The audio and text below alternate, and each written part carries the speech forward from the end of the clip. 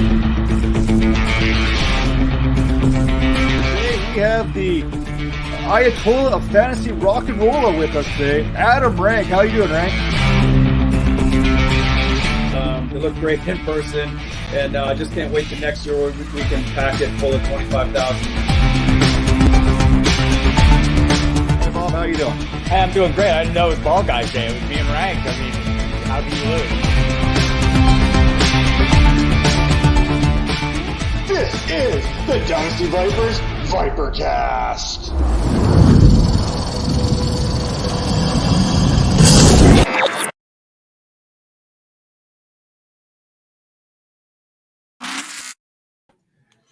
Hello, it's time once again for the Dynasty Vipers ViperCast, episode 153, presented by the Fantasy Points Media Group. Hey, Halloween may be over, Christmas music may be filling the halls at your local mall here now, but hey, here on the ViperCast, we still have plenty of hot fantasy football takes for you to take home with you each and every week. Joining me this week, as always, the one and only Tara Roberts. How are you doing tonight, Tara?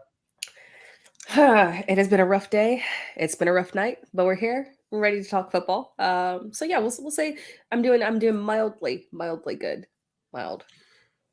So up here in the Canadian Rockies, we got a good dump of snow here today. So I've kind of got myself in that football mood there, that football weather, a little bit of snow. Hey, we're turning the calendar here right now. We're starting to get into where these games mean a little bit more. We're almost halfway through the season. Next week, we will officially hit the halfway mark, which means our halfway mark award ceremony here for fantasy football will be right here on the ViperCast.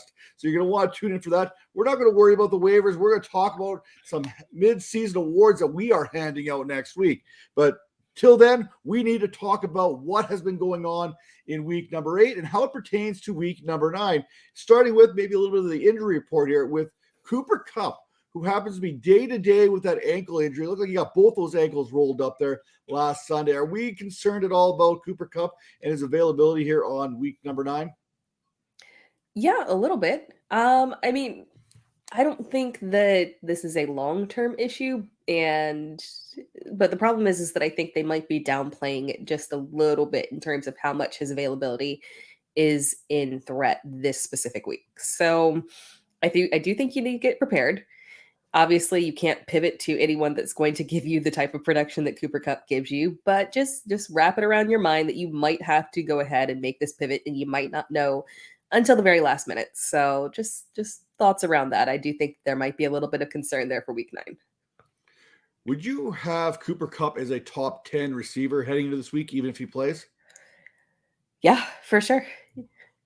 You cannot fade. Yeah, you can't. I mean, if he's active, there's certain players that if they're active, you have to put him out there. You have to bite the bullet. That's what happened with Mark Andrews last week. It was a real possibility, game time decision. We knew that, but it's Mark Andrews. You just got to take the risk, and you hate to be that person that says, no, I'm going to sit them, and they go out there, they pull a Dalvin Cook. That one time he had that shoulder injury and went out and absolutely obliterated and dominated, and then you severely regret the fact that you missed all those fantasy points. So it's fantasy football. You got to take a little risk, and you got to do it with the top players.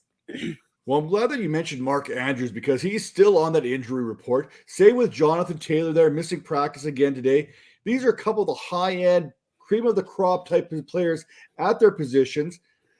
For me, Jonathan Taylor, he's a fade again. I'll talk about him a little bit later in the show. But Mark Andrews, last week, I kind of bumped him down in my rankings to tight end 7 before kickoff kicked off because, quite frankly, I was concerned. And I was like, you know what? At the tight end position, it's such a wasteland each and every week. I mean, I'm okay taking a 0 because, hey, most of the weeks we've been taking a 0 with whoever we stuck in there. So I was like, you know what, though? I kind of like Isaiah Likely, and I kind of bumped him up. I think he was my tight end 18 last week heading into the contest there. And, hey, he scored a touchdown, so I feel much better. But who didn't score? Rashad Bateman, who is going to miss the next few weeks yet again with that foot injury. Every time he takes a step forward, he seems to be taking 2 steps back, no pun intended. How are we feeling about Bateman? Not only like this week, we know he's already out for the next couple, but do we see him being fantasy relevant at any time during the season? And if not, how are we feeling about Devin Duvernay and to a lesser degree, Demarcus Robinson? So I've actually gone back and forth on Bateman, specifically as a cut candidate, because the problem is with him is that it might be a lengthy absence here. And in deeper leagues, are you willing to hold him onto a roster? I'm in a position where I have to do this. Are you willing to hold on to him, not knowing exactly what the timeline is going to be? Foot injuries, those are so vague. We don't have a really good timeline on that like we do in terms of like an ankle sprain. You can target and say low ankle sprain this time period, high ankle sprain this time period. General foot injury, we truly don't know. So you're taking a little bit of a risk there. Think about Michael Thomas and this foot injury that has lingered on for for the end of 2-year time. toe injury. Yeah. So when you say foot, I get a little bit concerned. The problem is that we saw earlier in the season when he was healthy, when he was being utilized properly, when Lamar was on a roll, he did have multiple touchdowns. The first 2 games in the season, he had a touchdown in each one, decent yardage, not a high level of targets, but good enough for this Baltimore Ravens offense. And do you really want to let a guy like that go onto waivers when we can explain away the lack of production over the past, month and a half as injuries and this situation, bad matchups, this and that? Like, it's explainable to not say that this guy is a bust. So it's tough.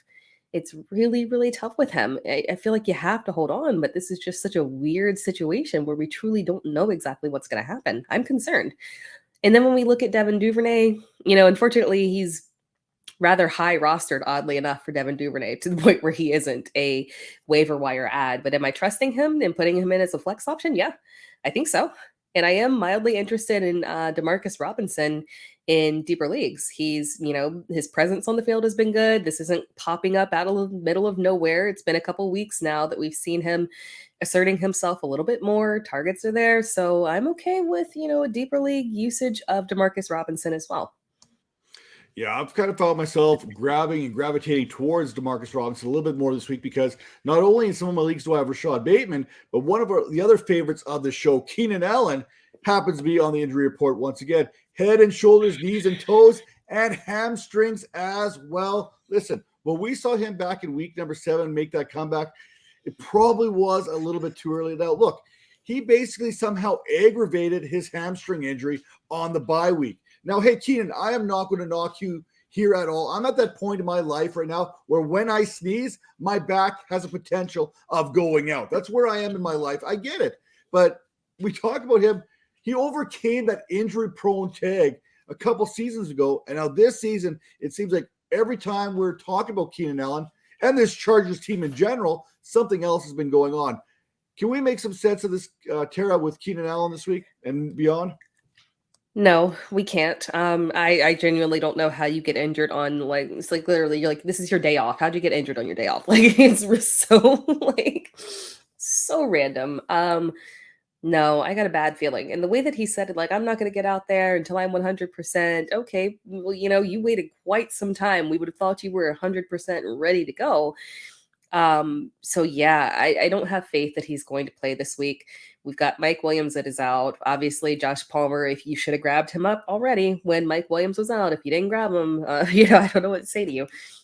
But I think he's still kind of available for some reason. People have, and I think I'll talk about this later in the show, so I'll kind of save this up. But, if Josh Palmer is out there, you need to go and grab him. Obviously, there's a chance that Carter could come into play a little bit here. But I really think this is going to benefit your favorite person in the world, Matt, PPR God, Austin Eckler, is really what this is going to have to be. I think that's who Justin Herbert's going to lean on aggressively.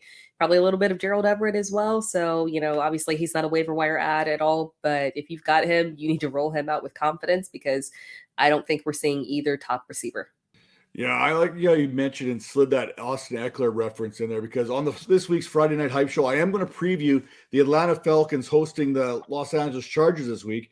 And it basically comes down to Austin Eckler and what he's been able to do so far this season, not just as far as PPR is concerned, because, hey, he literally has like the 4th most receptions in the league. Not the 4th most amongst running backs, the 4th most in the league. There's literally only 3 wide receivers, and they're all pros that are right ahead of him there as far as pass catching ability goes. And we're not even talking about his yards after the catch ability, which also happens to lead the league. Now, we will reference the Brampton, Ontario native here shortly. I do have a little few things here I want to add to this. I'll add it to you when you talk about your bit there. But let's continue with another Canadian here because, hey, why not? This is a Canadian show. We're international. How about Chase Claypool going from the Pittsburgh Steelers to the Chicago Bears for a conditional second-round draft pick? How do you feel about this for the Steelers, and how do you feel about this for Claypool and the Bears?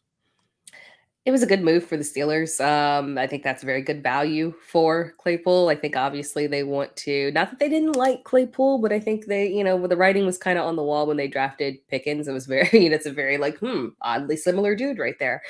So yeah, I think they're just ready to move on into the next phase of their team as a whole. And that just doesn't include Claypool.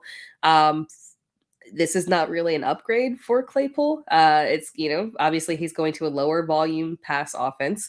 And while Justin Fields has been coming on very strong, I don't know if they're going to increase the volume enough to give that same level of targets that Claypool was getting. He's been averaging 7.5 targets over the past 4 games in Pittsburgh. I can't see where that's a reality in Chicago.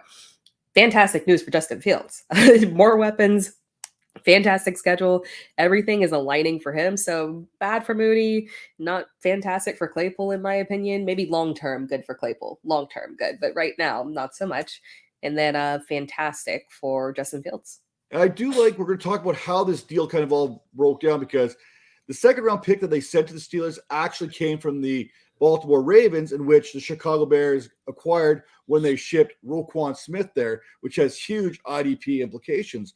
Now, for me, I kind of like this move for the Chicago Bears because, quite frankly, we've seen what they've drafted the last few years. They can't draft a wide receiver to save their lives. Look, Velus Jones Jr., part of being a receiver is being able to catch the ball, and clearly he has not been able to do that. Now, it's not like Chase Claypool's been lighting it up in Pittsburgh the last couple of years. Ever since his rookie season there, where he caught 11 touchdowns, it has been a quick decline there. But I can't help but think you go from one low-volume offense to another low-volume passing offense. The difference between the two is there's a lot less people to pass the ball to in this new offense that he's coming from. Like, you had Deontay Johnson, you had George Pickens there, you had Pat Freiermuth there, you had Najee Harris. Well, Najee Harris was there. He wasn't really doing a whole heck of a lot this season. And then you're going to an offense that really is Darnell Mooney, not Cole Kmet, no other receivers there to mention. You get a little bit of David Montgomery, maybe a little Khalil Herbert there in the passing game, but really he now automatically inserts himself as that number 2 wide receiver for what it's worth. Now, I did mention Roquan Smith to the Ravens. The rich get richer there. I mean, this just feels, Roquan Smith just feels like a Raven, doesn't he? I mean, we signed him at the press conference there. We knew this was coming as soon as he was basically willing to hold out this season, not getting that new contract. And B, once Robert Quinn was traded, you see him at the press conference kind of really open up emotionally, kind of let that inner player kind of out there. The part of the football, the part of the business that we don't quite often get to see as much as we would like. You've seen that raw display of emotion. So you knew Roquan was next on the way out. Yeah, this was good for Baltimore. Good for them. It's kind of interesting because unfortunately they're now extremely depleted on offense, but hey, they're still in it. They're still extremely competitive. They have, obviously Lamar Jackson is the caliber of a quarterback that can get you to the Super Bowl, and they needed to reinforce that defense severely because they have been struggling. So it's going to be fun looking at this from a fantasy perspective of a team that we would say, okay, Ravens are coming up, target all the players that are playing the Ravens. Now you're looking at it kind of like, we gotta rethink everything. This feels like they're just changing their strategy, really gearing it back towards that 2019 season, if they haven't already decided that. Run the ball, don't turn it over, and play good defense. I think that's what we're going to get from the Ravens moving forward. Now, one thing we weren't expecting this season, let alone for fantasy, was, and I know you talked about this on the Fantasy Pros there, on TikTok, pretty much everywhere, TJ Hawkinson heading to the Minnesota Vikings after our guy there, Irv Smith, by the way. Hey, you know what? I'll own this one. Terrell will own this one. We missed on Irv Smith Jr. The potential was there. The production never seemed to follow. Now he's out for the 8 to 10 weeks. That's why Minnesota felt the need to make this move for TJ Hawkinson. And it really didn't cost him anything. Sure, it cost him a second and a third, but they got 2 fourth-round picks back in return. So they didn't lose any draft capital. They just kind of moved down in the draft a little bit and acquired one of the top pass-catching tight ends in today's game. Yeah, this was a good football move for both teams. From Detroit's perspective, yeah, they're still rebuilding. There's no real justification need to hold TJ Hawkinson there. The picks are much better for them. They don't really need that position right now that Hawkinson has to fill. And then from Minnesota's perspective, obviously, so, from a fantasy perspective, they don't really utilize the tight end to the degree that we need them to. So, yeah, we missed on Irv Smith. Maybe we should have seen that one coming a little bit when we think about Kevin O'Connell and the usage of Tyler Higbee previously in LA. But the thing about this trade from a real football perspective is that this helps their team out so much, and they're a real Super Bowl contender. And it's so funny because sometimes when you look at contender lists, people kind of forget about Minnesota. I don't know if maybe they're a little down on the fact that it's a Kirk Cousins led team, and I get that. And if they get to the Super Bowl, they will have to play in prime time. So yeah, I I understand where that could go a little bit awry, but I think they really need to do this because despite the fact that from a fantasy perspective, it's not a big role, it is a big role in terms of their offense as a whole. So I think that was a fantastic move. From a fantasy perspective, it's a lateral move at best for me. I don't see where he garners a massive increase in targets and opportunities compared to what he had in Detroit. The only hope that you can have is maybe he steals a little bit from Adam Thielen in order to gain some production, but I don't see this as transitioning him into a solidified top 3, top 5 area. I think he's still, at best a low end tight end one. So hey, if you got him and you maybe want to take this opportunity to try and sell him high and upgrade at another position, that's the direction I would head if somebody's really excited about him being in this offense now and the big change, because I don't see where this is a massive upgrade from him. Yeah, we'll talk about that a little bit later there. I know you want to touch on it a little bit more in depth. But now the Vikings, they own 2 of the 3 players this season that have topped 175 yards in a single contest in Justin Jefferson and TJ Hawkinson. The other player is Tyreek Hill, who's actually recorded 160 yards on 4 separate occasions this season, which is absolutely insane. Can you imagine 160 yards per game in half your game so far? Now, the other half, he's been held under 90, but that's not the point. Now, quickly, a couple of other trades I want to touch on real quick. The Bills, they traded Zach Moss to the Colts for basically Nyheim Hines, and then they started bringing in some more running backs to work out. The 49ers, they basically dealt Jeffrey Wilson to Miami for a 5th-round pick after Miami dealt Chase Edmonds to the Denver Broncos as part of that deal to bring over Bradley Chubb. Now, the Miami Dolphins here, the way they work their draft picks, man, it has been a thing of beauty. When they made that deal with the San Francisco 49ers there for Trey Lance, essentially there a couple seasons ago, they've turned those 3 first-round picks into Jalen Waddle, Tyreek Hill, and Bradley Chubb. Now, that's how you go from, like, having nothing in the cupboard to being fully stocked. Now, the last trade I want to talk about here is the Falcons trade of Calvin Ridley to the Jacksonville Jaguars, sending him to Duval County for basically some weird compensatory formula here that could be a 2nd-round selection here if he signs a long-term deal. It'll be a 3rd-round selection if he performs really well with the Jacksonville Jaguars, and it'll be like a 4th-round selection if he shows up with the Jacksonville Jaguars, because there's no guarantee that he gets unsuspended anytime soon. How are we feeling about this deal for the Jaguars more than anything, if he's able to report to camp? I mean, there's not much to feel, honestly. For those, obviously, there's no redraft implications. For those of us who roster him in Dynasty and are patiently waiting for this man to come back, we're just happy to hear some kind of news that gives us hope that, hey, man, maybe he's going to eventually play football again and we'll be able to utilize him. It's not, I don't think it's a bad move, honestly. I mean, Trevor can air it out. He needs another wide receiver. I do love Christian Kirk, but this would be, a good combination, a good tandem. We got Travis Etienne, who's really going there. So, hey, Jacksonville is making good moves, in my opinion. This was a smart deal for him, and hopefully Calvin Ridley comes back next year, because this is absolutely ridiculous, and can get back on track. I mean, this is a low risk, high reward type move for Jacksonville. It's time for Atlanta to turn the page and really what are the Falcons going to do with a third pass catcher when they don't throw the ball to begin with? I mean, it really didn't make a whole lot of sense for them. And also, I just want to kind of add there, Kadarius Toney, miraculously, he has healed himself. Praise the good Lord. He is no longer on the injury report after being on the injury report for the last 7 weeks in New York. Something about that good old-fashioned barbecue there in Kansas City just is good for the soul, is it not? Yeah. He should have kept that one to himself. That's why that tweet was deleted, because someone said that was a poor choice, Kadarius. Yeah, this is interesting. I think it tells us a little bit more about the fact that they decided to bring in someone that's literally a year older than Sky, or a year in advance of Sky Moore, and very similar to Sky Moore, that maybe his dynasty value isn't as strong as where he was originally drafted. But I don't think that Kadarius Toney is going to come in here and do anything different than MVS or Mecole Hardman is doing.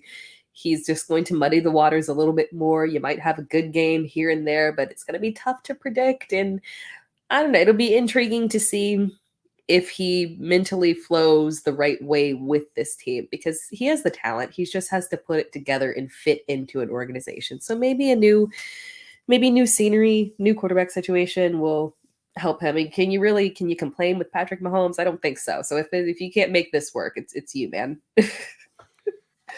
Yeah, I mean, it was kind of funny, a situation there for Kadarius Toney altogether. I mean, hey, the potential, it's there again. We talk about potential in these players, but the production not always meaning it. We had glimpses of it last season, what he can do once the ball's in his hand. Unfortunately, to get the ball, you have to be on the field, which is kind of the biggest disconnect there that we're getting. Now, when we look at all these trades that have gone down here in the last week, I mean, not just on trade deadline, because this is going to be one of the craziest trade deadlines or weeks leading up to the deadline that we've ever had. Christian McCaffrey went from the Panthers to the 49ers. Chubb from the Broncos to the Dolphins. Ridley to the Falcons to the Jaguars. Roquan Smith, we talked about that. Bears to the Ravens. Hawkinson, Lions to the Vikings. Chase Claypool, Steelers to the Bears. Tony, Chiefs, ends up with the Chiefs there coming from the Giants. Robert Quinn, Bears to the Falcons. Jeffrey Wilson, 49ers to Dolphins. James Robinson, Jaguars to the New York Football Jets. Chase Edmonds, Dolphins to the Broncos. Zach Moss, Bills to the Colts. William Jackson, Commanders to the Steelers. Jacob Martin, Jets to the Broncos. Rashad Fenton there, he's basically a liability in Kansas City, so he finds himself shipped out of there to the Atlanta Falcons. Jonathan Hankins, he went from the Raiders to the Cowboys. Robbie Anderson, Panthers to the Cardinals.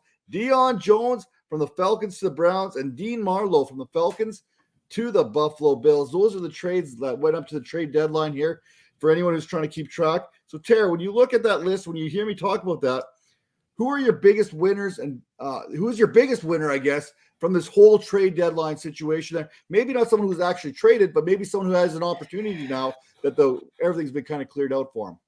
I guess I'll have to go with Travis Etienne as the big winner of the clear commitment that Jacksonville has shown to him, because it got off to a weird start and people jumped to conclusions, forgetting that, Travis Etienne is, for all intents and purposes, a rookie. He did not play in the regular season last year. So the way he started off the season, that was very expected. And the way that he has come on, honestly, we should be comparing it really similarly to Breece Hall in terms of this is his first season, and he's come off so strongly, so aggressively, so early in the season.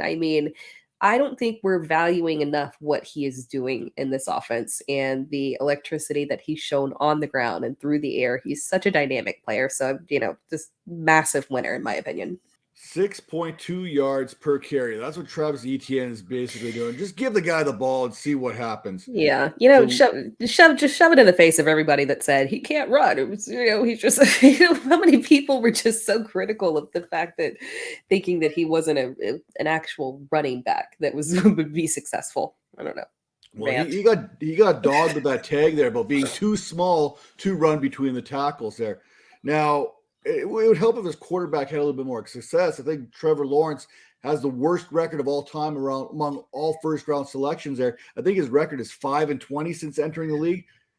That's pretty impressive considering Jamarcus Russell. You've had some pretty bad first-round quarterbacks selected over the years, and to be the worst as far as record, that's actually pretty impressive. It's one of those things that's so bad it's kind of good in a way. Anyway. That's clearly Etienne's a winner. Trevor Lawrence has been a loser so far in his career as far as wins and losses are concerned. But when you look back on week number 8, Tara, who were some of your winners and losers from the past week? Well, I'm going to be completely honest. I missed this part of the show sheet. I am sick, guys. I am doing the best that I can and completely forgot this portion. But I'm going to wing it. I'm going to say one of my biggest winners, and let's hope I don't steal your winners. Let me just double check. AJ Brown. AJ Brown is one of my big winners from week 8.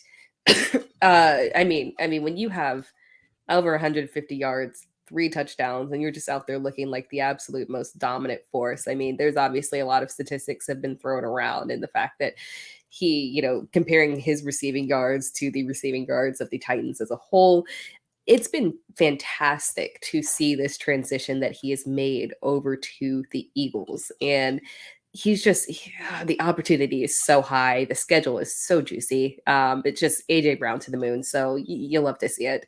One of my biggest winners of the week. And let's wing one of my biggest losers here of the week. And I will say that it is, let me double check before I say this.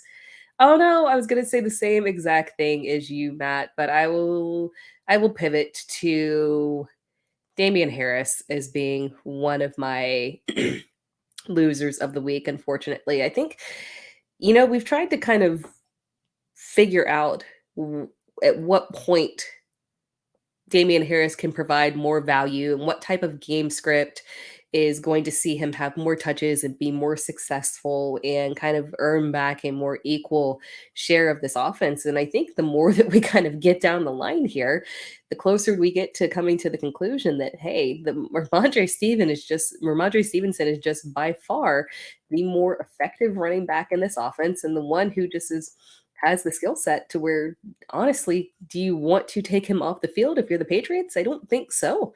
His yards per carry is superior. His pass catching ability, he's proven that his pass catching ability is absolutely insane. He's, 8 targets, catching the majority of them, yards after catch, good averages. I mean, he's just absolutely killing it.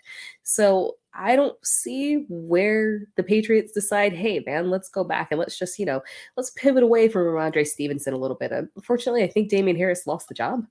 And, he's probably going to be out as a New England Patriot. And it'll be interesting to see how this goes for him because he hasn't really showcased well this season over the past several weeks. Can you imagine how insufferable Major's going to be when he comes to the show and Ramondre Stevenson has fully taken over that lead back role in New England? I mean, it's bad enough that there's 2 running backs in the NFL right now that have 500 rushing yards and 200 receiving yards. And Christian McCaffrey's one, and Ramondre Stevenson beep, beep, beep, beep, beep, is the other one. I mean, it's tough. It really is a tough one to swallow. Now, saying that, Major wants to claim that he had Stevenson projected to be this guy, but he projected to be this guy last season. So, yeah. I mean, everyone's been on Stevenson all season long. I mean, he was a year early, so I'll give him that kind of credit there. Now, for me, my biggest winner from week number 8, week number 8, the season's just flying by right now. It really is tough to keep track of this kind of stuff.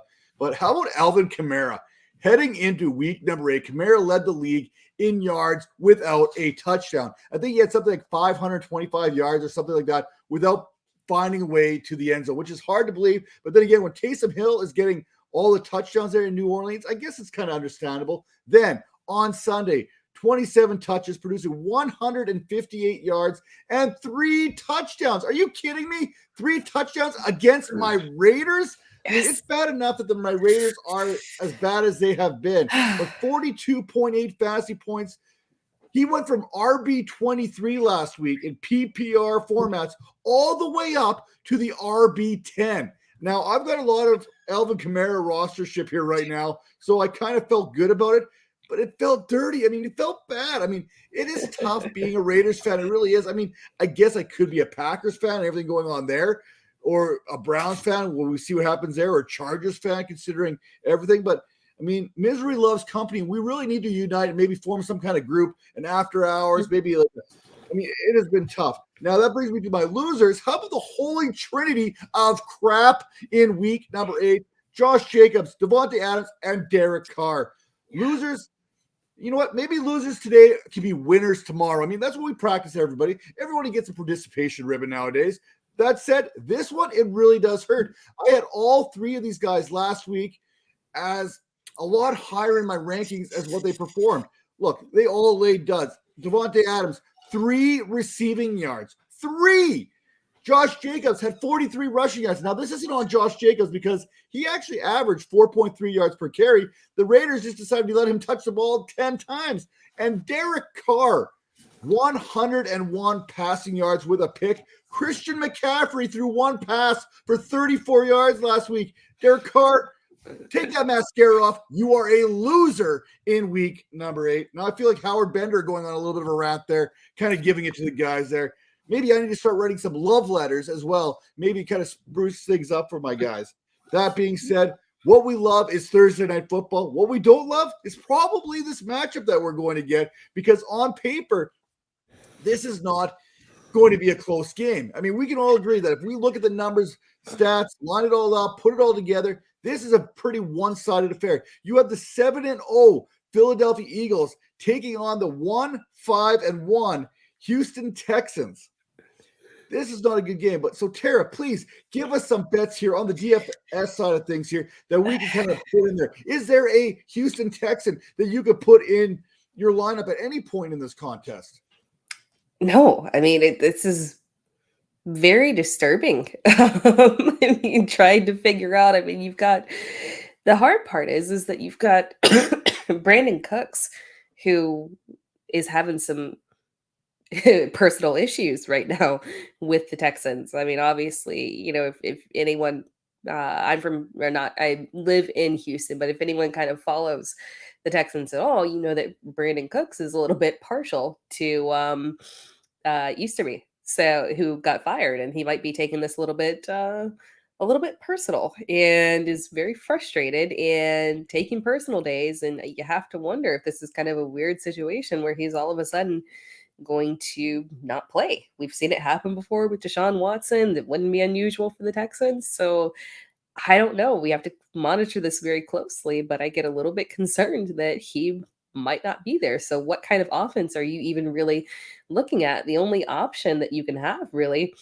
is to go with Dameon Pierce. He is the only steadfast, reliable option in that offense.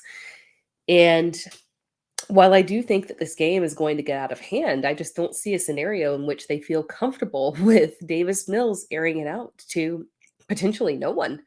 So I think the only usable option here on the Texans is going to be Dameon Pierce. It's not a cheap option by any means, unfortunately, because it's Dameon Pierce. He's very priced up, but that's the only direction you can go. Otherwise, you're just kind of padding things out with the Philadelphia Eagles. And, you know, I think when you look at pricing, I think Vegas kind of told us here which direction this is heading. Despite Miles Sanders not being an RB1 statistically, and being a guy with a lot of high upside in an offense where there's a lot of focus on Jalen Hurts and his pass catchers, Miles Sanders is the 3rd highest priced person on this showdown slate. So I think it's kind of telling us that, again, you know, you want to attack Houston on the ground. This could be a very aggressive Miles Sanders show, because this could get out of control very quickly. And the Eagles could easily just rely on the ground game. So if you want to take a chance there, you can go with Miles Sanders as someone that you're looking at in the captain position, because this could be a game where he absolutely goes off. From that perspective, if you want to save a little bit of money, you could also maybe see if it gets out of hand, if Kenneth Gainwell can maybe have a little bit of value in there as well. But it's really about just trying to put in some smaller pieces, some cheaper pieces, defenses, kickers, in order to pay up for those big Eagles components, because that's the only direction this game is heading. I know we've got Thursday nights and they kind of go awry, but I just don't see where Houston can be competitive here. Yeah, I look at this from a play here standpoint here. There's like literally 2 Texans that have like 3 sacks this season. You got an oldie but a goodie there in Jerry Hughes, who has 5. You got Rasheem Green, I think, who has like 2.5 or 3 sacks himself. if you look at offensively speaking, Nico Collins, he's already been ruled out with that groin injury. So scrap him right now. Behind Brandon Cooks last week, you literally had, I think it was OJ Howard and Brevin Jordan had like 29 yards receiving and like 19 yards receiving. The second receiver in that pecking order was Philip Dorsett, who caught 1 of 5 passes for like 5 yards last week. That's where we're at with this Texans passing game. I mean, we really I believed in Davis Mills heading into the season after what we saw him do last season. We were like, okay, you know what? He's accurate. He gets the ball where it needs to be. Davis Mills, he could be a sleeper quarterback here in 2022. Unfortunately, he's had no one to throw the ball to. And then you go into depth you mentioned Brandon Cooks and taking these personal days off. That tweet that he sent out, that was kind of an ominous tweet, in my opinion. Don't take a man's kindness for granted. Covered for the lies for far too long. Those days are done. Cross the line playing with my career. That sounds like someone who's pretty much promised that we're going to trade you that never got traded. Now, you may mention some of the other components there of the GM being fired and how that all kind of pertains to it. Are we going to see, I don't think Brandon Cooks is going to quit on this team, but he may do the old Kenny Galladay soft quit approach where he's still getting paid because, Brandon Cooks, he's getting lots of money right now, but he may not actually play, so to speak. Now, on the Eagles side of things, we're going to get into this debate here a little bit where you take Dameon Pierce, and thank you, Major, for not showing, because now I got Miles Sanders, who basically Tara's already conceded defeat to me already, talking about him being the captain in this DFS lineup. But it's contrarian. It's contrarian. Come on now. Who do you start in this Texans lineup? Because you're basically anyone you're going to play in this contest, you're going to have to pay up for. Devontae Smith. Sure, he had a down week last week where he had like 23 yards receiving, but despite A.J. Brown's 153 or 156 yard performance and his 35% target share, would you be like, oh man, Devontae Smith, he's getting forgotten about here. Devontae Smith still had a 27% target share last week. That's still pretty good. You've got Dallas Goedert there, who's like the third leading receiver amongst tight ends there. Now, if he can get himself some tutties, then we're talking a different story there, because I think he's like the tight end 7 behind Taysom Hill and Tyler Conklin, because he's got like 1 touchdown so far this season. And Jalen Hurts. Jalen Hurts is Josh Allen before Stephon Diggs came to Buffalo. Now Jalen Hurts has his Stephon Diggs. He has A.J. Brown to turn him into an MVP candidate. Stephon Diggs was good before he went to Buffalo, but he wasn't Stephon Diggs like he is right now that we know and see and we love every single day. He did some pretty good things there in Minnesota. He made Kirk Cousins look pretty good from time to time, but the Stephon Diggs we're seeing now and the A.J. Brown we're seeing right now with the Eagles was certainly not the same A.J. Brown that we saw with the Tennessee Titans. Literally, A.J. Brown, let me just pull up the numbers here real quick as far as A.J. Brown's receiving is concerned. 859 receiving yards on 39 receptions. The Tennessee Titans this season, the wide receiver position, have 658 receiving yards. A.J. Brown has more receiving yards than the Tennessee Titans have. That's saying something there, so to speak there. And Robert Woods has the only touchdown amongst wide receivers for the Titans. So to say that they're missing A.J. Brown may be a bit of an understatement there. Then again, when Derrick Henry is going off for 200 yards, I mean, it kind of softens up a little. But listen, Tennessee, they cannot play the Houston Texans every week. And Miles Sanders, he gets the Houston Texans this week after Derrick Henry absolutely crushed them just not too long ago. So that is pretty much how I'm going to sum up this Thursday night football contest. We want this to be a game. We want some weird things to happen, make this a competitively close contest. I just don't see any path that this is going to work out, that it's going to be a competitive game. The Eagles have put teams away every game this season before the second half has even started.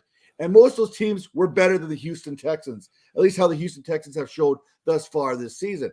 So for this game to be competitive at halftime, I would be shocked, which means plenty of Miles Sanders in the second half grinding this one out. That all being said, it's time to dive right into the 1v1. As Tara Roberts, you get the floor first to kind of try and sell us on Dameon Pierce this week. It's a tough sale, but if anyone can do it, I got faith in you. Oh, thank you. I appreciate that, Matt. You were a gracious competitor today. Probably because you didn't have time to prepare the trash talk, really. So we should do this more often. but here's the thing. It's a very simple argument.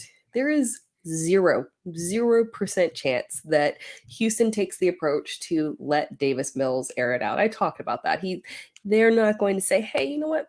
I think the way to attack this Philadelphia defense that has allowed the second fewest fantasy points to opposing quarterbacks, yeah, you know what? Let's let Davis Mills just air it out as much as humanly possible. It's not going to happen. And I don't even know at this point if Davis Mills counts as an opposing quarterback because he's been that legitimately awful. Does it count? I don't think it does.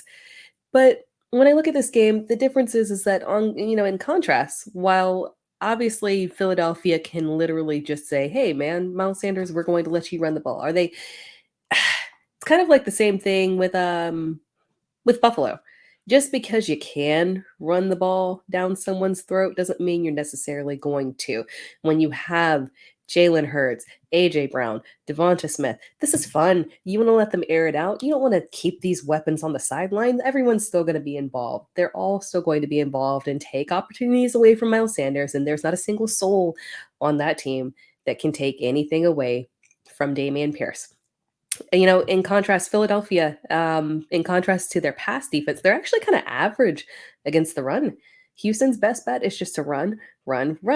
And coming off of a poor performance last week against, a Tennessee team that actually allows the fourth fewest fantasy points to opposing quarterback or running backs, Dameon Pierce is really poised for a bounce back here to get back to his typical workload of 20 plus carries. And, just comparing him to Miles Sanders, he has the volume. He has pass catching upside over Miles Sanders. He has the opportunity over Miles Sanders. So this is just kind of like a no-brainer to me that Dameon Pierce can be the higher scorer here. Since week 3, Dameon Pierce's worst performance was 14 fantasy points last week against Tennessee. We talked about that one.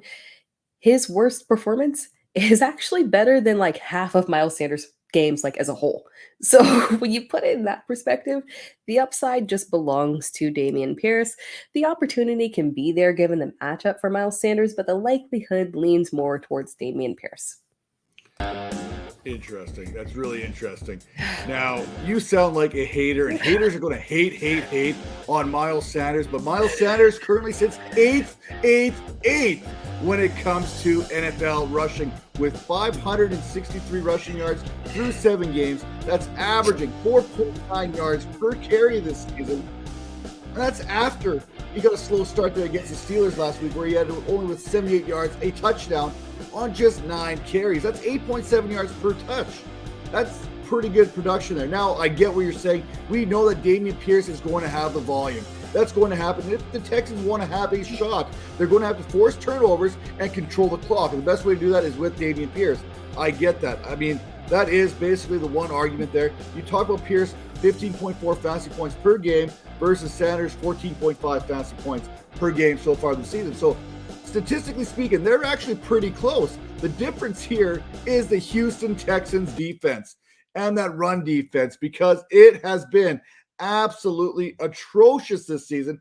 Now, maybe everyone wants to talk about the Texans pass defense being stout, I guess, so to speak, but it's only looking as good as it has been this season because their run defense has looked so bad. Houston is the only team to allow backs to produce over 1,000 yards on the ground this season. And on top of that, over 1,000 yards rushing, they've also surrendered 252 yards to running backs in the passing game to go along with 11 touchdowns. Now, that is where you get your fantasy points, is those touchdowns. 11 touchdowns to running backs this season. Sanders, he's going to be able to get to that second, get to that third level here so far. Unless Jonathan Owens and Jalen Petrie can step up into that box and make some plays before Sanders gets going, I find it hard to believe that the Texans are going to be able to slow down Sanders. In fact, the only one who may be able to slow down Sanders this week is Kenneth Gainwell, who could split a lot of these carries there. I mean, the only way I think Sanders doesn't top Dameon Pierce in fantasy production is if these Eagles go with a 4-pronged attack as far as rushing is concerned and basically divvy that out all the way across the board. You look like you're in deep thought here on this one. I mean, I tried not to I didn't have a whole lot of time to prepare, but I figured what I gave was pretty statistically fundamental, so to speak, there, especially when we're looking at this. Eagles run defense, average to good, not the greatest, like you mentioned, but this Houston Texans defense, I mean, it has been horrible. You look at this, and it's not just that. The Texans, they sit last in yards per game surrendered, allowing 186 yards per game. That is 30 more yards per game, more than the next closest team in the NFL. That to me is absolutely crazy. And you look at the last few running backs, they've all scored a touchdown. They've all put up 100 yards rushing. So why not throw Miles Sanders into the equation? And go. So first of all, none of that sounded to me like a guy who had no time to prepare. I think that we prepared the same amount, and you even came with theme music. So, ladies and gentlemen out there in the YouTube world, give us a comment and let us know how much time how much time do you think Matt had to prepare for this? It sounds like he was already ready to go.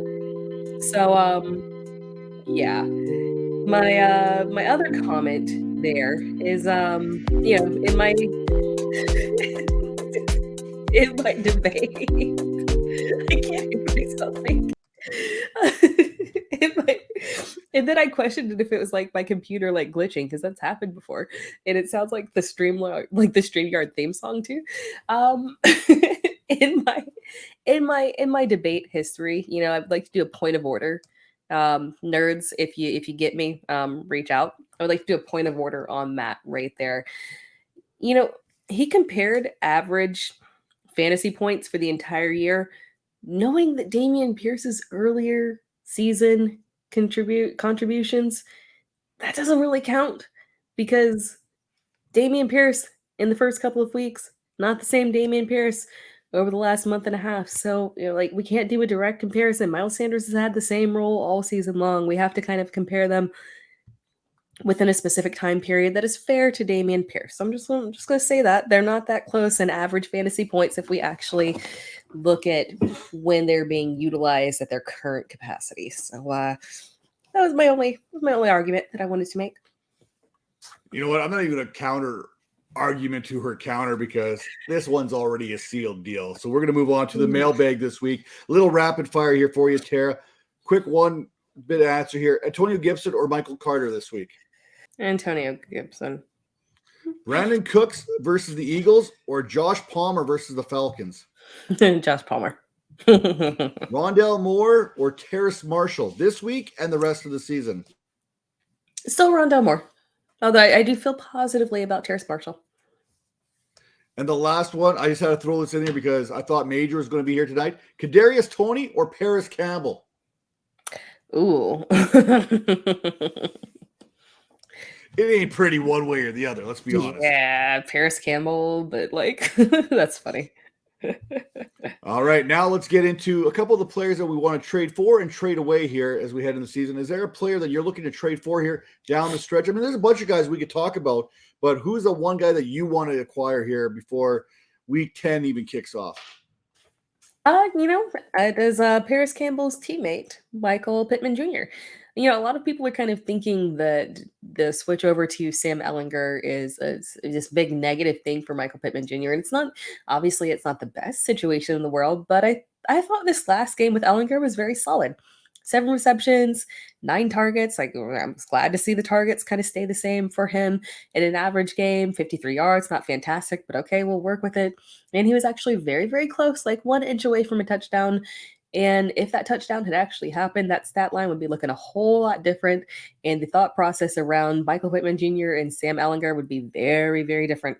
So if you can kind of get people that are not kind of digging into it and looking at it from that perspective, you can trade for him, get him on the cheaper side from people that are worried. I think he actually has good upside. Someone that I am trading away, I talked about this one earlier, so I won't belabor it because I think I've been talking a lot, oddly enough, in this show.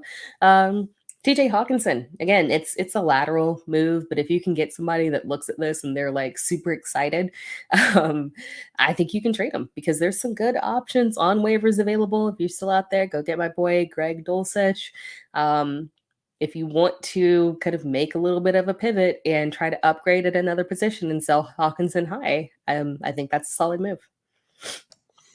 Yeah, I mean, you can basically get away with just streaming whoever is playing against the Arizona Cardinals. I think the tight end one against the Arizona Cardinals is getting about 14.4 fantasy points per contest there. So, I mean, if you got Hawkins, you can move away, get whatever you can for him. Right now, his value is never going to be as high as it is this moment. Now, a guy whose value is low is Devontae Adams. And I'm looking to get that discount right now because he's never going to be as cheap as he is right now, this moment, because of the struggles that the Raiders are going through. You're going to be able to find yourself an Adams frustrated manager out there, a Raiders fan that's frustrated with having him on his team. Literally 5 targets, 3 yards. That's going to do it for you. Adams, though, here's the thing. He still sits 6th in target share at 30%, and he is scheduling right now down the backstretch, the Raiders, and for Devontae Adams and these receivers, it actually gets easier. It's the 5th easiest schedule on the back half of the season. So right now is the time to acquire Devontae Adams for that stretch run.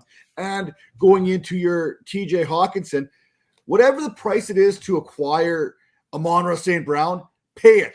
We've seen what St. Brown does when Hawkinson isn't available. It is fabulous. You're going to look at Amon-Ra St. Brown as a top 5 wide receiver the rest of the season without Hawkinson there at all. Now, the guy I'm looking at probably moving away from, it's Leonard Fournette. Rachaad White's season, it is coming. The touches between these two backs, they are starting to even themselves out as White has seen 7 touches in each of the last 3 contests, while Fournette, he has had back-to-back games with 12 or fewer touches. If the Buccaneers continue to struggle, and hey, they haven't looked very good, then we may be able to start seeing a little bit more White each and every week as the Buccaneers want to take a closer look at what they have to work with. This week in your fantasy lives, if you're looking for maybe a little bit of a fluctual healing, then I think that Fournette and White could both be productive as pass catchers. As the Rams, they run plenty of zone coverages, which means Fournette could give you a little bit more value after this week for you to make that move to acquire a little bit more draft capital, so to speak.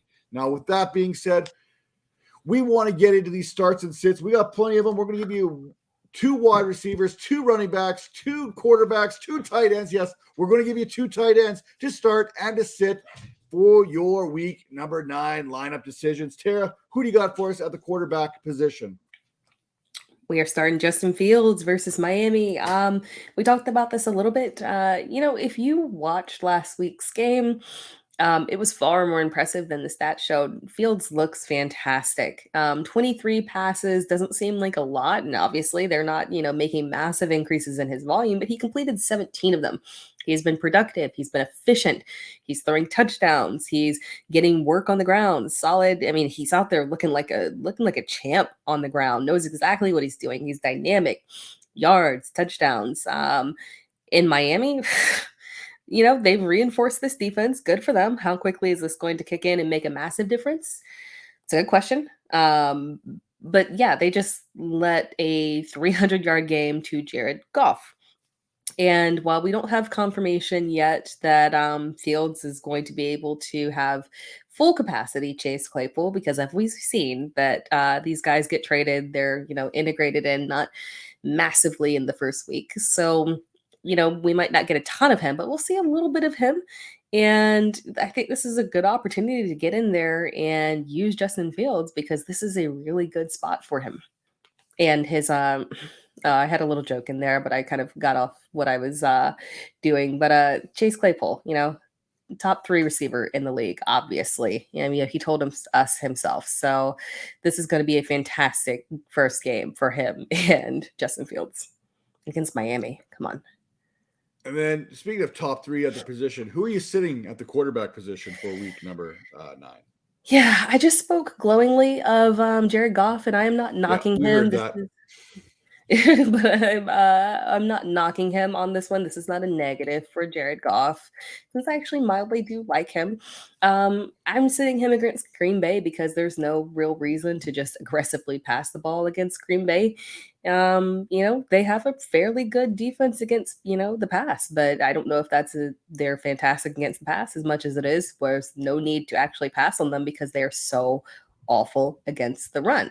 So I think that Detroit is just going to opt to just, hey, we've got all these fantastic running backs and DeAndre Swift and Jamal Williams. Why are we going to pass the ball a ton? Let's just run the ball on this horrific Green Bay defense. So it'll just be an average game from Goff. Maybe he gets a little bit of upside if they move the ball well and can find the end zone. But I don't know. There's not enough upside for me to say he's a must start this week. I swear, Tara is a Green Bay Packers fan, and I am a Las Vegas Raiders fan. You probably can't tell from this show, but it is true. Now, I need to know this. I got to throw this out here right now because I kind of seen this come across on the Twitter feed. And anything I see on the internet, especially on Twitter, I believe it to be true. Let's be honest. Now, Tua Tagovailoa versus Chicago. Now, I'm not just talking about this matchup, but is he a top 5 quarterback the rest of the season? I think we need to start considering it. I really do. Tua Tagovailoa has the 4th best completion rate over expectation, 2nd best passer rating, and the 3rd best in fantasy points per dropback, and that trails only Josh Allen there and Patrick Mahomes.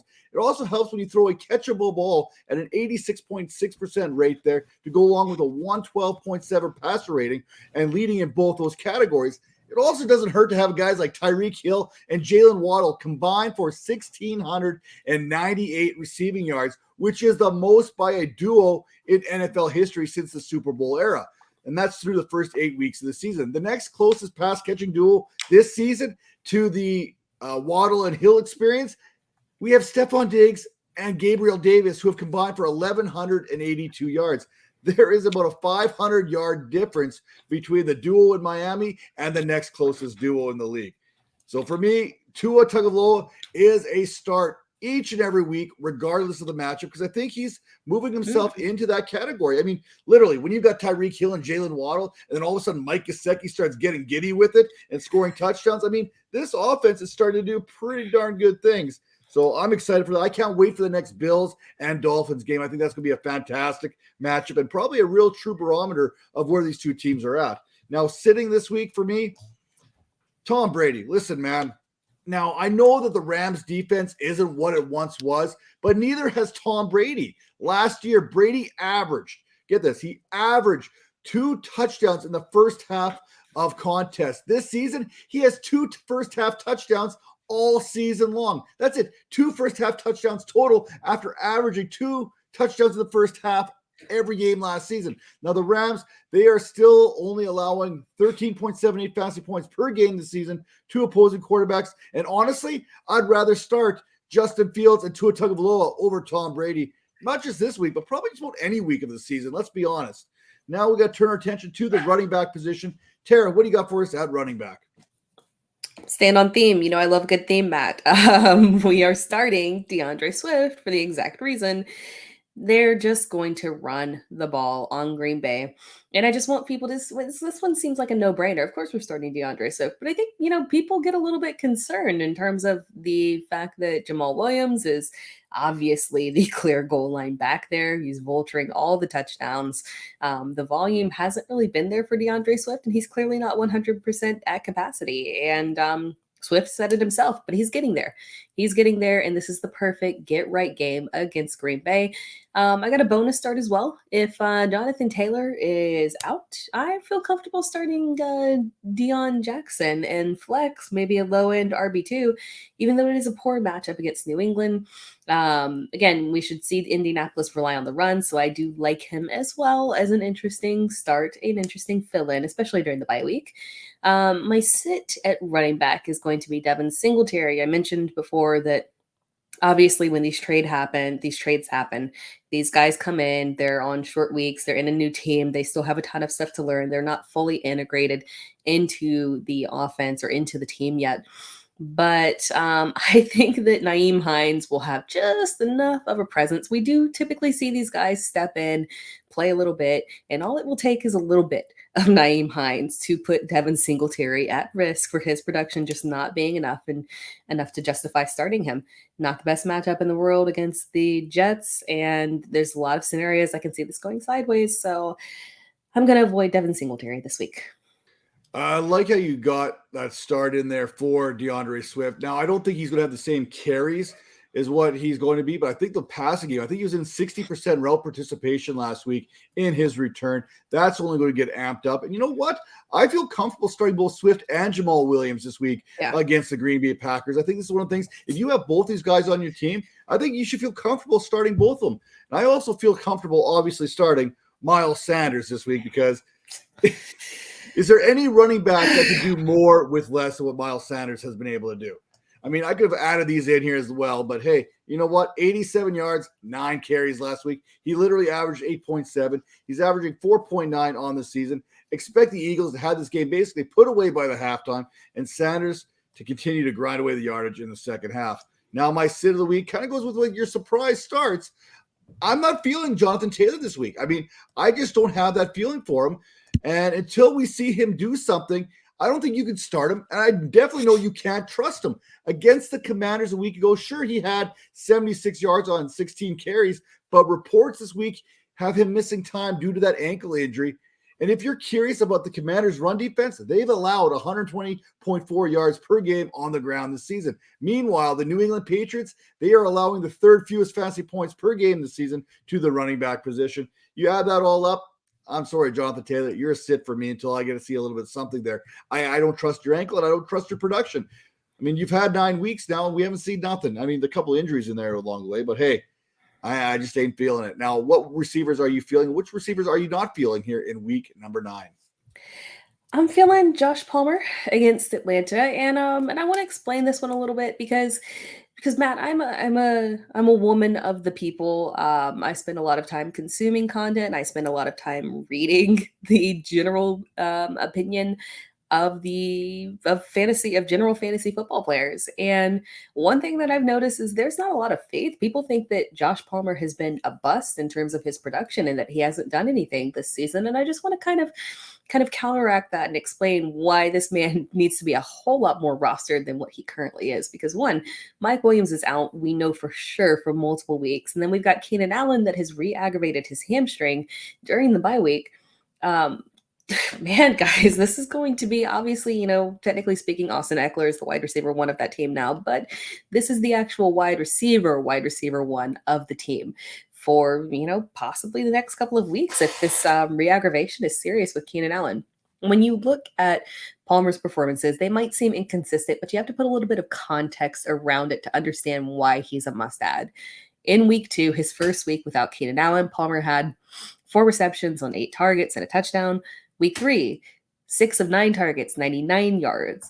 Week 4, major disappointment, but that was because he had an injury. And then that injury likely carried over into week 5, which was another disappointing week. But in week 6, far healthier, Palmer caught 9 of 12 targets for 57 yards. And then in week 7, suffered a concussion. So, I mean, we unfortunately see a lot of inconsistency with him and injuries that have just plagued this Chargers team as a whole. But when he's healthy, Palmer has had a minimum of 8 targets. And that is something that you want to roster for sure. For a guy that is being thrown to by Justin Herbert, who I know has had a down year, but it's Justin Herbert. So a guy getting 8 targets from Justin Herbert, you have to roster him because he could have serious production in the next the next several weeks, really, with Mike Williams out. So this is not something that we need to pass up. My sit of the week, unfortunately, is going to be Tyler Lockett versus Arizona. Arizona is a strange team where they've struggled a lot, but they have done a good job at shutting down deep threats. And if we already have a sample game to kind of compare to, because in week 6, Seattle played Arizona and Lockett had 2 receptions, 5 targets, 17 yards. You don't want to start that. Now, granted, the only caveat here, Pete Carroll, he's a good head coach. He could go back, look at this, and scheme things up and figure out a way to counteract that.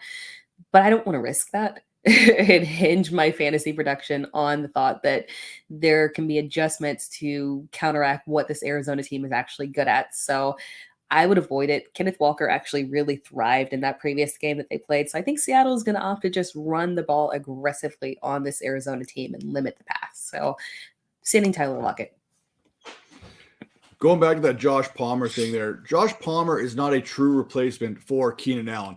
He is a true replacement to Mike Williams, and that's why we had that success last year, was him filling that boundary role wide receiver position. Now, one of the top fantasy analyst in the whole industry right now, he basically went on record earlier this week when asked, which wide receiver do we need to be looking for getting on our fantasy rosters? And Austin Eckler said, make sure you're adding Joshua Palmer because there's some big things coming down his way here. I mean, Palmer's been battling some injuries here leading up to this week. Now I think he's ready to go. Now for me at the wide receiver position, Hey, who is you love your PPR, Tara. Can you quickly pull up on your PPR leaderboard right now who the number 13 wide receiver is as far as PPR is concerned? Because I know this matchup isn't the greatest against the Indianapolis Colts. In fact, the Colts, they rank second in this category as far as fantasy points allowed. But we are talking about the one, the only Jacoby Myers here. Yes, Jacoby Myers in the last 10 games that he has been able to play. He has led the Patriots in target share each and every one of those weeks, and he has a favorable matchup in this Colts game. Why? I just told you the Colts are good against receivers, except Jacoby Myers isn't a typical outside receiver. He runs in the slot, and there's nothing there that Indianapolis can do to slow him down this week. When Myers and Mac Jones have been on the field together and healthy, they have produced double-digit fantasy production in each of those games, in 9 consecutive games. 9 consecutive games of double-digit fantasy production. We'll all take that right now. And if you head over to fantasypoints.com, per Scott Barrett's XFP report there, check out that link below. That's the fantasypoints.com. Use promo code 22Vipers10. That gets you 10% off that subscription today. You'll be able to see this, that Myers, he ranks 8th in yardage market share there at 30.6%, 10th in yards per route run at 2.36, 11th in first read target share at 31.8%. Guess what? Mac Jones, he loves himself some Jacoby Myers. 13th in fantasy points per game there at 15.9, and then 15th in total points per route run there at 0.26, and 20th in air yardage market share at 34.1%. Add all those numbers up. Even if you don't understand what I just said, it basically says Jacoby Myers is a start pretty much every week. No worse than a wide receiver 2. If you've got him as your wide receiver 3, or possibly even your wide receiver 4, where you probably drafted him, you're probably feeling pretty good about that right now. Now, wide receiver that we felt good the last couple weeks that I'm kind of fading this week, I'm back to fading DJ Moore. And it feels bad. I mean, I really want to get behind this guy here, but when we look at it, everything screams, you know what? It's time to move on now. DJ Moore versus Cincinnati. Get out while you can. You've had a multiple positive weeks there. Moore recording their 152 yards last week against Atlanta, thanks in part to a 62-yard reception late in the contest. This week, he faces a Bengals team that sits 8th in fantasy points against this season, allowing just 29.6 per game against the receiver position. Now's the time. We talk about guys we're buying and selling and whatever you want, whether you agree with that terminology or not. Now's the time to see what you can get for DJ Moore coming off of 2 fairly productive fantasy weeks back-to-back. And finally, because we have to talk about tight ends, because believe it or not, they are part of fantasy. We have to talk about a tight end to start and a tight end to sit. So, Tara, what do you got for us? I'm going to start Evan Ingram versus Las Vegas. I've been enjoying doing the whole, start the tight end against Las Vegas, and it failed us last week, Irv Smith. But I am not deterred. We're going back to it. Evan Ingram is an excellent start this week and moving forward, really. Last week, Ingram had 4 receptions on 6 targets, 55 yards, and a touchdown. And that was very good considering that was an insanely rough day for Trevor Lawrence. I mean, that accounted for, honestly, probably like 40% of his pass yards. So, hey, good for you in his only touchdown. But considering that everyone had a terrible day outside of Travis Etienne, Evan Ingram was an absolute star. We've seen incredible consistency from him 4 weeks in a row. He's a very solid option right now, and I feel very comfortable starting him this week. Who I do not feel comfortable starting this week is Mike Gesicki, unfortunately, against Chicago.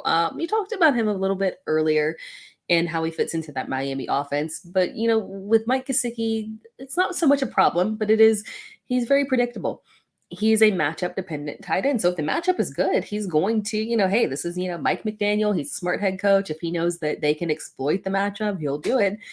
And if that matchup is not there, Mike Gesicki is not going to be a major portion of the offense because they have Jalen Waddle and they have Tyreek Hill. They don't need to utilize Mike Gesicki at a high level every single game. And this week is not a good matchup, unfortunately. So even coming off of a good game against Detroit, he should have had a good game against Detroit. He did. Coming off that good game, you can't automatically roll that over to the next week. You have to look at the matchup. Chicago is not a good matchup. It's a poor matchup for tight ends. He has a very low floor. He could get you literally just 1 fantasy point. So I would avoid him this week. Yeah, I agree with you 100% there. Now, I do like Mike Gesicki here moving forward, possibly, because I think this Miami Dolphins team can get it going. But you know what? I think they're more interested in getting the ball to Tyreek Hill and Jalen Waddle more than anything else. And anything else is just an added bonus here for the Miami Dolphins. Now, speaking of added bonuses, if we can get a guy who can catch the ball in Green Bay, that'd be an added bonus right now. I think a lot of Packers fans would take that. So you know what? Let's fire up Robert Tonyan. Let's fire up Bobby T against the Detroit Lions. Who else? Who else does or will Aaron Rodgers have available to throw the ball to? At least the Lions offer very little resistance to any pass catches, whether they're wide receivers or tight ends. Detroit is allowing the sixth most fantasy points to the position, having allowed 15.3 per game, which is even more impressive considering they are also allowing 39.24 fantasy points to the wide receiver position. So, hey, whoever's going to catch passes this week for Aaron Rodgers is probably going to have a fantasy productive day against the Detroit Lions. I don't see any Alan Lazard. We don't know if he's going to play. Randall Cobb, he's injured. I mean, Christian Watson, Sammy Watkins, can either one of these guys get on the field? We know how Aaron Rodgers feels about Romeo Doubs, so who knows how this is going to shake out there in Green Bay. And for my sit this week, we've talked about him earlier on the show. I want to sit TJ Hawkinson versus Washington. Sure, Hawkinson has 395 receiving yards this season, which is 125 yards more than all the other Vikings tight ends combined this season. But it's a new offense, and he's facing a Commanders team that has allowed a low this season, a league low in fantasy points per game. Washington has also only allowed one touchdown and 226 receiving yards to tight ends altogether throughout the season there, which is going to make it a tough matchup, even if Hawkinson was fully acclimated here with this playbook here in Minnesota. Now, hopefully, you've already capitalized on the hype train that surrounds TJ Hawkinson, and you've already moved on and got a little bit of draft capital along the way. But listen, he's going from Amon-Ra St. Brown, and that's basically it right now with the Detroit Lions, to a Minnesota Vikings team in which Adam Thielen is still there. KJ Osborne is still going to catch something. Delvin Cook is still going to do his DeAndre Swift impression out of the backfield, and you've got Justin Jefferson there as well. So the target share is going to be a little bit less there in Minnesota than perhaps it was in Detroit. So something to keep an eye on there. And something to keep an eye on if you're looking to score more is our friends over at fantasypoints.com. You get your best bang for your buck there for all your fantasy football needs, from DFS to the NFL to college football. They have you covered there. With that all being said, we're done covering this week, and we are on to week number 10. So good luck this week, and we will see you again next week.